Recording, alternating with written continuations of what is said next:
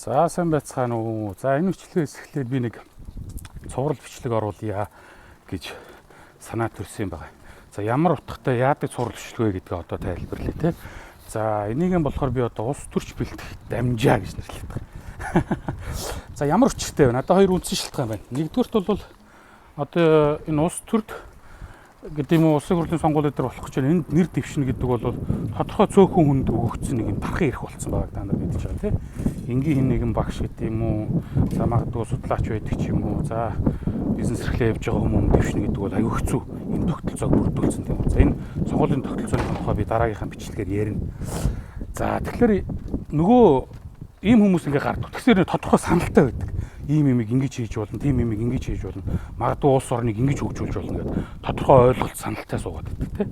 Гэтэл нөгөө талд одоо ямар ч асуудалгүй дэвших хэрэгтэй. Эдгээр олоод авчих боломжтой намын дарга таалагдсан өнөөх одоо юу гэдгийг мэдэхгүй одоо улс төрчиж бидний нэрлээд байгаа цүнх мөнх барьж өгүүлдэг тэр улсууд эсвэл мөнгө төрөхтэй олонний танил эдгээр хүмүүс маань ингээд дэвшигч байгаа хүмүүсийнхаа яриаг ганц нэгээр төвөрлөө сонсохлоор юу хийх мэдэхгүй байгаа байхгүй. Шал балан амираад гадаад тэгж өгцөн байд юм байна. Гадны шилдэг туршлага тийм байд юм байна. Тэгэхээр бид нар тэгж өгч ирдэг нэг хүүхдийн гинэ намайг жоох хүүхд багтал тэгж ярьж ирсэн одоо ч гэсэн тэр яриад байгаа байхгүй.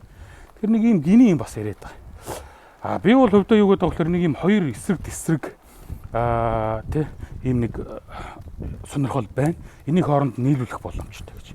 Нийлүүлэх боломж нь юу вэ гэхээр нэгэнт одоо над мэт шиг нэг юм жоохон судалгаа гэдэг хүнд боломж олцоо байхгүй учраас би зүгээр мэддэг чаддаг юм тэр дэвших боломжтой байгаа тий квота авцсан мөнгө төгрөг нам хамаг юмынхаа шаардлагыг давцсан байгаа хүмүүст зааж өгье гэж байгаа тий.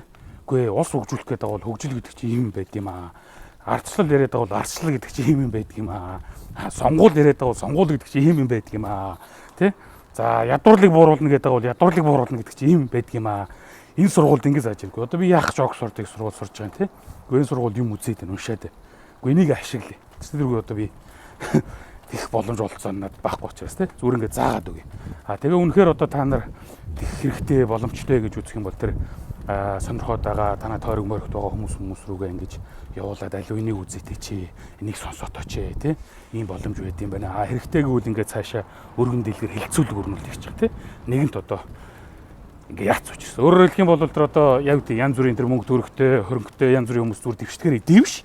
Юу хийхээ уухасаа та нар мэдэхгүй байна. Угаасаа тодорхой шүү дээ. Юу хийгээ мэдэхгүй байгаа учраас л Монгол сүүлийн хэдэн жил ийм байгаа шүү дээ тий.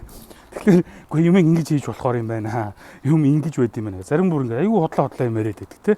Солиотой юм яриад байдаг.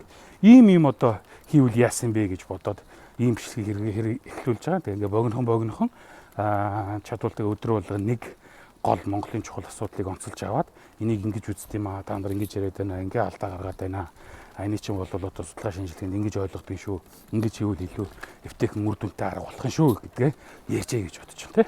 За тэгээ та бүхэн дэмжиж байна гэвэл цааш нь шеэрлж одоо тэгээ танай тойрогоос төвшиж байгаа хүмүүндээ хүргэх гэж юм өстэй тийм ээ.